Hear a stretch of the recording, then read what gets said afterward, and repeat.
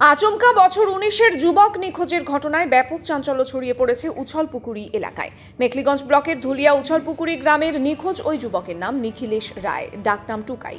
21শে March বৃহস্পতিবার দুপুর 2টো থেকে তাকে আর খুঁজে পাচ্ছেন না পরিবার পরিজনেরা। আজ শুক্রবার এই নিয়ে মেখলিগঞ্জ থানায় নিখোঁজের ডায়েরি করা হয়েছে। একমাত্র পুত্র নিখোঁজ হয়ে যাওয়ায় কান্নায় ভেঙে পড়েছেন পিতা মৃত্যুঞ্জয় রায়। পরিবার সূত্রে জানা গিয়েছে, সম্প্রতি মানসিক ভারসাম্যহীন হয়ে পড়েছে ছেলেটি। তার মানসিক রোগের চিকিৎসাও চলছিল। বৃহস্পতিবার দুপুরে বাড়ি থেকে টোটোয় চেপে যুবকটি জামালদহ বাস স্ট্যান্ড পর্যন্ত যায় বলে বাড়ির লোকেরা জানতে পেরেছে।